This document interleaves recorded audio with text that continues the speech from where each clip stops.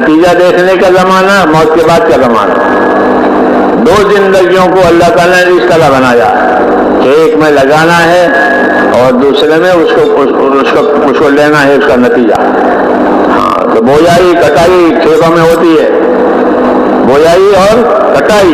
یہ بویائی کا زمانہ ہے، سب بوئیں گے، پھر کٹائی کا زمانہ آئے گا تو سب کاٹیں گے۔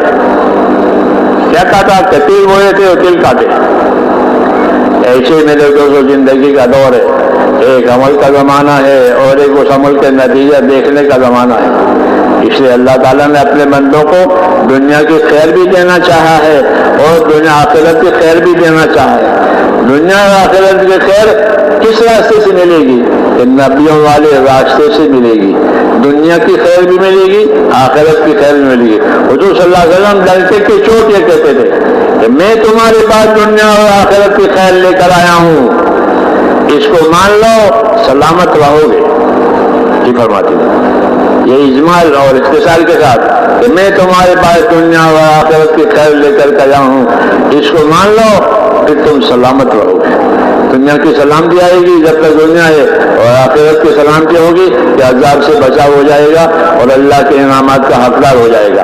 یہ فرماتے تھے کہ میں تمہارے پاس دنیا اور آخرت کی بھلائی لے کر آیا ہوں، اس کو مان لو تو پھر تم کو دنیا آخرت کی خیر مل جائے گی۔ اس لیے میرے دوستو یہ ہماری ذمہ داری ہوئی کہ اللہ تعالیٰ نے دین کا جو کام اور دین کے نام سے جو نعمت دی ہے وہ ہماری زندگیوں میں آوے۔ ہاں، ایک تو سننے سمجھنے میں نہ آوے، وہ تو ابتدائی زمانہ ہے، اور ایک ہے زندگی میں آوے۔ وہ اصل مقصد ہے کہ دین کہاں آوے؟ کہ دین زندگیوں میں آوے۔ جیسے دوائیں، کہ دوائیں کہاں؟ کہ دوائیں بدن میں جائے، آنکھ کی دوا آنکھ میں جائے، کان کی دوا کان میں جائے، پیٹ کی دوا پیٹ میں جائے۔ تو یہ رخ علاج کا صحیح ہے، یہ رخ علاج کا صحیح کہلاتا ہے کہ پیٹ کا درد ہے تو پیٹ کی دوا پیٹ میں جائے، آنکھ میں درد ہے تو آنکھ کی دوا۔ اس طرح دین، کہ دین کہاں جائے؟ کہ دین زندگیوں میں جائے، کیونکہ زندگیاں بے دینی کی بھی ہوتی ہے اور زندگیاں دینی بھی ہوتی ہے۔ ہاں، دین نہ ہوا تو یہ بے دینی کی زندگی ہوگی، فساد کی زندگی ہوگی۔ ہاں، ان کی زندگیوں میں دین نہ ہونے کی وجہ سے ایمان یقین کا بھی فساد ہوگا، ان کا یقین صحیح نہیں ہوگا، عمل بھی صحیح نہیں ہوں گے، جان مال کا استعمال بھی صحیح نہیں ہوگا، آپس کے تعلقات بھی صحیح نہیں ہوں گے۔ فساد ہر جگہ گھیرے گا، جہاں جائیں گے وہاں فساد آئے گا۔ جیسے اسلام آنے سے پہلے کہ زمین میں فساد ہی فساد تھا، عبادتیں بھی گندی ہو گئی تھی، لوگ ننگا کباب کرتے تھے تو عبادتیں بھی گندی ہو گئی۔ جی ہاں، کیوں؟ کہ دین نہیں آیا۔ پھر آیا دین، تو دین آنے سے ساری گندگی صاف ہو گئی۔ آج بھی یہی بات ہے، مگر شرط یہ ہے کہ دین زندگیوں میں آئے۔ ایک معلومات میں آنا ہے کہ ہمیں معلومات ہو گئی دین کی، وہ ٹھیک ہے، لیکن یہ کافی نہیں ہے، یہ کافی نہیں ہے، بلکہ زندگیوں میں آنا ضروری ہے۔ جن چیزوں کو زندگیوں میں لانا ہے وہ زندگیوں میں آئے، اور جن چیزوں سے زندگیوں کو بچانا ہے اس سے زندگیاں بچ جاوے۔ یہ مطلب ہوتا ہے کہ ان چیزوں سے زندگیوں کو بچاؤ اور ان چیزوں کو زندگیوں میں لاؤ۔ دونوں قسم کے احکامات ہوتے ہیں، بچنے کے بھی اور کرنے کے بھی۔ جی ہاں، دعوت کا تقاضا یہ ہے کہ جو کام بچنے کے ہیں اس سے اپنے آپ کو بچاؤ، اور جو کام کرنے کے ہیں اس میں اپنے آپ کو لگاؤ، تو بات صحیح ہوگی۔ اس کے لیے ہم کو علم و ذکر کا نمبر دیا ہے۔ ہاں، ان نمبروں کو استعمال کرنا ہے اور ان نمبروں کو زندگیوں میں لانا ہے۔ علم و ذکر، علم و ذکر، کہ علم و ذکر کی اتنی اہمیت ہے جتنے ریل چلنے کے لیے پٹری کی اہمیت ہے۔ پٹری نہیں ہوگی تو ریل کہاں چلے گی؟ چلے گی؟ چلے گی؟ پٹری نہیں ہے، ریل کہاں چلے گی؟ تو علم و ذکر پر زندگی کی ریل صحیح چلے گی، لیکن اس کا نام بیچارے کا آتا ہی نہیں ہے۔ ہاں، اس کا نام نہیں آتا علم و ذکر کا، وہ اصل ہے۔ ہاں، وہ اصل ہے۔ اس اس لیے ہماری دعوت میں میرے دوستوں جس طرح نقل و حرکت ہے، نقل و حرکت کے ساتھ علم و ذکر بھی ہے۔ پہلا نمبر کلمہ ہے، دوسرا نمبر کیا ہے کہ عبادت۔ عبادت کہ کلمے والی زندگی میں عبادت بھی ہوگی، اور پھر اللہ سے اور بندوں سے تعلقات صحیح رکھنے کے لیے علم و ذکر ہوگا، تاکہ تعلق اللہ سے بھی صحیح رہے، ایمان عبادت والا، اور اللہ کے بندوں سے بھی صحیح رہے۔ اس لیے علم و ذکر دیا گیا ہے، لیکن آج علم و ذکر کا نام نہیں ہے۔ نبی کریم صلی اللہ علیہ وسلم کی دعوت کا بڑا اثر یہ ہوا تھا کہ لوگوں کی جہالت ختم ہو گئی۔ کیا ختم ہو گئی؟ جہالت ختم ہو گئی، کیونکہ دعوت علم و ذکر والی تھی۔ دعوت صرف حرکت والی نہیں تھی، کہ صرف خالی حرکت سے کیا ہوتا ہے؟ خالی چکی چلے، نہ آتا ہے نہ جانا ہے، کوئی بھی پسند نہیں کرے گا کہ بھائی چکی تو چلنی چاہیے، حرکت ہونی چاہیے، لیکن حرکت کیا آٹے دانے کے ساتھ، کہ دانے ڈالو آٹا نکالو۔ ہماری حرکت ہونی چاہیے اللہ کے راستے کی نقل و حرکت، دین کے کاموں کے لیے نقل و حرکت، نماز کے لیے جانا آنا، یہ سب حرکتیں ہیں، تو یہ سب حرکتیں ہونی چاہیے اور ہوگی، لیکن علم و ذکر کے ساتھ۔ علم و ذکر کے ساتھ نماز کے لیے حرکت کرنی ہے، اپنے گھر سے مسجد میں جانا ہے۔ کہاں جانا ہے؟ اپنے گھر سے مسجد میں، یہ حرکت ہے، یہ تو اس کا علم و ذکر ہونا چاہیے، اس کا علم و ذکر ہونا چاہیے کہ اپنے گھر سے مسجد میں کہیں جاؤ گے۔ تو دو ہے، ایک تو ہے کہ نماز پڑھنے کے لیے جائیں گے اور جا کے نماز پڑھ جائیں گے، یہ تو روز کی بات ہے، اور ایک نماز کا اہتمام کریں گے کہ گھر سے وضو کر کے جائے گا۔ کیوں؟ کہ گھر سے وضو کر کے جانے والا مسجد میں نماز پڑھنے والا ایسا ہے جیسا گھر سے احرام باندھ کر حج کو جائے۔ یہ فضیلت ہے، یہ فضیلت ہے۔ علم و ذکر میں فضیلت بھی آتی ہے، علم و ذکر میں طریقہ بھی آتا ہے۔ اس لیے بڑی ضرورت میرے دوستوں ہماری دعوت کو سنوارنے کے لیے علم و ذکر کی ضرورت ہے۔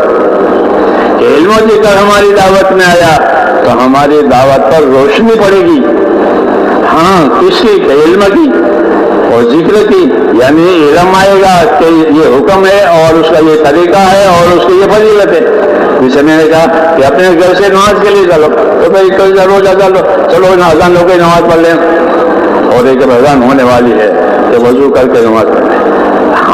کہ وضو کر کے نماز پڑھنے گھر سے جانے والا اس کو کیا ملے گا؟ کہ اپنے گھر سے وضو کر کے نماز کر کے جانے والا ایسا ہے جیسے اپنے گھر سے احرام باندھ کر حج کو جانے والا۔ تو احرام باندھ کر حج کو جانا کوئی آسان کام ہے؟ آسان کام ہے کہ آسان کام نہیں ہے، لیکن اس مشکل کام پر جو فضیلت ملتی تھی وہ یہاں ملے گی۔ یہ علم و ذکر کا مطلب ہے کہ ہم جو عمل کریں ہمارے پاس اس عمل کی فضیلت ہو، کہ اس پر مجھے میرا اللہ دینے والا ہے، مجھے یہ ملے گا۔ تو اسے تاجر کوئی بھی آئٹم بیچتا ہے تو اس کو اندازہ ہوتا ہے کہ یہ اصل قیمت میں میرے یہاں اتنے پر آئی ہے اور اپنے گاہک کو اتنی قیمت پر دے رہا ہوں، یہ اصل قیمت ہے، یہ میرا اس پر نفع ہے۔ وہ یہ دونوں باتیں جانتا ہے، چاہے وہ صابن کی ٹکیا ہی کیوں نہ بیچے۔ میری بات سمجھ آ رہی ہے؟ صابن کی ٹکیا بھی ہے تو میرے یہاں یہ اتنے میں آئی 1 درجن صابن، اور آج میں اس کو اتنے پر بیچ رہا ہوں، تو یہ میری اصل قیمت ہے اور یہ میرا نفع ہے۔ اس کو تاجر کہتے ہیں، کہ جو نفع لے اپنی تجارت میں اس کو تاجر کہتے ہیں، اور جو کھوٹ کھائے اس کو خاسر کہتے ہیں، کھوٹ کھانے والا، عربی میں خاسر، دنیا میں کھوٹ کھائے والا۔ نفع لینے والا وہ تو تاجر ہوتا ہے، تاجر وہ ہوتا ہے جو نفع کمائے۔ نبی کریم صلی اللہ علیہ وسلم نے ایک عجیب بات فرمائی۔ کیا بات فرمائی؟ دنیا کے انسانوں کی صلاحیتوں کو سامنے رکھ کر کہا کہ کل الناس یغدو فبائع نفسہ موبقہا وموتقہا،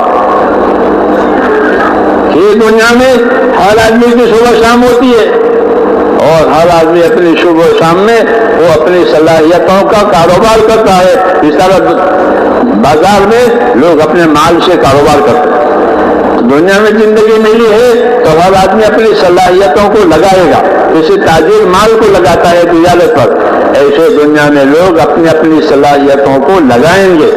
بعض لوگوں کی صلاحیتیں کھوٹ پر لگے گی، کھوٹ پر لگے گی کہ دنیا کی کھوٹ بھی ہے اور آخرت کی کھوٹ بھی ہے، اور وہ راستہ نافرمانی کا راستہ ہے، نافرمانی کا راستہ ہے کہ صلاحیتیں نافرمانی پر لگی کہ یہ کھوٹ ہی کھوٹ ہے، چاہے وہ اس کو نفع سمجھا نادانی سے۔ تو کہا کل الناس یبدو فبائع نفسہ موبقھا اور موتقھا، کہ ہر آدمی کاروبار کرے گا، دنیا میں اپنی صلاحیت لگائے گا۔ بعض لوگ اپنی صلاحیتوں سے نفع کمائیں گے اور بعض لوگ اپنی صلاحیتوں سے کھوٹ میں اتریں گے کہ ان کی زندگی لگ گئی، ساری صلاحیتیں لگ گئی اور مصیبت بھی آ گئی۔ کیوں کہ صلاحیت غلط جگہ پر لگی، صحیح جگہ سے محرومی ہوئی۔ اس لیے میرے دوستو، اپنی صلاحیتوں کو صحیح رخ پر لانے کے لیے اللہ نے دین میں دعوت کا سلسلہ شروع کیا ہے۔ پہلے دن سے آدم علیہ السلام کے زمانے سے دعوت آ رہی ہے آدم کی اولاد کے لیے، یہ کرو، یہ مت کرو، یہ کرو، یہ دعوت ہوتی ہے، حق کی دعوت۔ تو حق کی دعوت پر جو چلے گا تو اس کی صلاحیت حق پر لگے گی، اور جو حق کو چھوڑ دے گا تو اس کی صلاحیت باطل پر لگے گی۔ یہ کھوٹ کا دھندا ہے، یہ کھوٹ کا دھندا ہے۔ ان کو پتہ چلے گا الذین ضل سعیہم فی الحیاۃ الدنیا وہم یحسبون انہم یحسنون صنعا، یہ سمجھ رہے تھے کہ ہم نے بڑا کاروبار کیا ہے، حالانکہ وہ پورا کھوٹ کا ہی کھوٹا ہے، ان کے لیے کچھ نہیں ہے، ان کے لیے نتیجے میں کچھ بھی نہیں ہے سوائے سزا کے۔ اس کے مقابلے میں ایک راستہ دعوت کا، ایک راستہ رحمت کا، کہ اپنی صلاحیتوں کو حق پر لگاؤ، اپنی صلاحیتوں کو اس پر لگاؤ کہ اللہ راضی ہو جائے، اور جو ذمہ داری اللہ نے جان مال کے استعمال کی رکھی ہے وہ کچھ جگہ ہماری جانی مالی صلاحیتیں لگے۔ یہ دعوت کا تقاضا ہے کہ اپنی جانی مالی صلاحیتوں کو وہاں لگاؤ جہاں اللہ نے چاہا ہے، اپنی اللہ کی عبادت پر لگاؤ، ایک اللہ کی عبادت پر لگاؤ۔ اللہ نے عبادتیں ہم پر قائم کی ہے، نماز، روزہ، زکوٰۃ، حج، ذکر، تلاوت، یہ عبادت کہلاتی ہے کہ اپنی صلاحیتوں کو عبادت پر لگاؤ۔ دوسرا کہ اپنی صلاحیتوں کو اخلاق پر لگاؤ، کہ تمہاری جان مال سے دوسروں کے ساتھ تمہارا برتاؤ صحیح ہو جائے، جان مال میں انصاف کا، احسان کا، ایثار کا۔ یہ تعلیم ہے کہ تم اپنے جان مال کے ساتھ دوسروں سے معاملہ انصاف کا کرو، حقوق کی ادائیگی کا کرو، انصاف سے کرو، کہ جو اپنے لیے پسند کرو وہ دوسروں کے لیے پسند کرو، جو اپنے لیے ناپسند کرو دوسروں کے لیے ناپسند کرو۔ اس کو انصاف کہتے ہیں کہ بندوں میں انصاف کے ساتھ رہو۔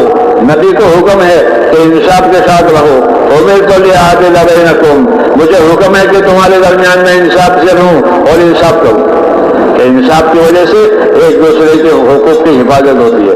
تو اللہ کی عبادت اور مخلوق میں انصاف، تاکہ ایک دوسرے کے حقوق کی حفاظت ہو۔ ہاں، یہ تو انصاف کہلاتا ہے۔ اور انصاف سے آگے احسان ہوتا ہے، انصاف سے آگے احسان ہوتا ہے کہ انصاف کے ذریعے سے حقوق بھی دیے اور اپنی طرف سے مخلوق پر احسان بھی کیا۔ یہ تو بھائی تیرا یہ حق ہے اور یہ ہماری طرف سے ہے، تیرے ساتھ احسان۔ ہم نے سنا مولانا محمد الیاس صاحب رحمۃ اللہ علیہ کے بارے میں کہ جب ان کو سفر کہیں ہوتا تھا تو اس زمانے میں اتنے موٹریں، اتنی بسیں نہیں تھی، عام طور پر یہ ٹانگے ہوتے تھے، گھوڑا گاڑی۔ تو ایک ساتھی تھا، اس کا اپنا گھوڑا، اپنی گاڑی تھی، وہ یہی کام کرتا تھا بیچارہ۔ جب اس کو پتہ چلتا تھا کہ حضرت کا کہیں سفر ہے تو وہ بغیر بلائے آ جاتا تھا، اور کہا میں لے جاؤں گا اسٹیشن تک، اور جہاں آپ کو جانا ہے۔ کہ بہت اچھی بات ہے۔ تو اس کا معمول تھا، اور معمولی یہاں سے بھی تھا حضرت کا، کہ اسی کے ٹانگے میں جاتے تھے، جب وہ آ جاتا تھا پھر اس کی مزدوری دیتے تھے۔ مزدوری مقرر تھی کہ مزدوری کتنی کہ 12 آنے یعنی 75 پیسے، لیکن حضرت رحمۃ اللہ علیہ 75 تو اس کو پیسے دیتے تھے، تو 12 آنے یعنی 75 پیسے سے اوپر کچھ زائد پیسے دیتے، اور یہ فرماتے تھے بھائی یہ 75 پیسے تو تمہارا حق ہے ہمارے اوپر، اور یہ ہماری طرف سے ایک عطیہ ہے، ایک ہدیہ ہے، اس کو بھی قبول کرو۔ اس کو کہتے ہیں انصاف اور احسان. یہ جو 75 پیسے ہیں وہ تو انصاف کی بات ہے، وہ تو دینے پڑیں گے. اس کی ٹانگے میں سوار ہو کر گئے ہیں اور اپنی طرف سے کچھ زیادہ دیا، یہ احسان کہلاتا ہے. اور یہی چیز اللہ تعالیٰ نے بندوں کو سکھائی ہے. ان اللہ یامر بالعدل والاحسان، اللہ تمہیں حکم دیتا ہے انصاف کرنے کا، اللہ تمہیں حکم دیتا ہے احسان کرنے کا. یہ طریقہ بندوں کے درمیان میں رہنا ہے تو انصاف احسان کے ساتھ. اللہ کے ساتھ معاملہ کرنا ہے تو یہ ایمان اخلاص کے ساتھ. ہاں الگ الگ لائنیں ہیں. اللہ کا معاملہ ہے کہ اللہ کے معاملے میں ایمان اخلاص، یہ اللہ کے معاملے میں ایمان لاؤ اور جو عمل کرو اخلاص سے کرو، اللہ کو راضی کرنے کے لیے کرو. تو اللہ کا معاملہ ہے تو ایمان اخلاص، بندوں کا معاملہ ہے تو انصاف احسان. یہ دعوت میں یہ بات سمجھائی گئی ہے. حضور صلی اللہ علیہ وسلم کی دعوت میں، نبیوں کی دعوت میں یہ باتیں سمجھائی گئی ہے کہ اللہ سے معاملہ کرنا ہے تو ایمان اخلاص، یعنی اللہ پر یقین، اس کے وعدوں کا یقین، اس کے عذاب کا خوف کا یقین، یہ سب چیزیں. اور عمل میں نیت صرف اللہ کو راضی کرنے کی ہے اور کوئی چیز اندر نہ ہو کہ میرا اللہ مجھ سے راضی ہو جائے. تو اللہ کا معاملہ ہے ایمان اخلاص کا، مخلوق کا معاملہ ہے کہ انصاف احسان کا.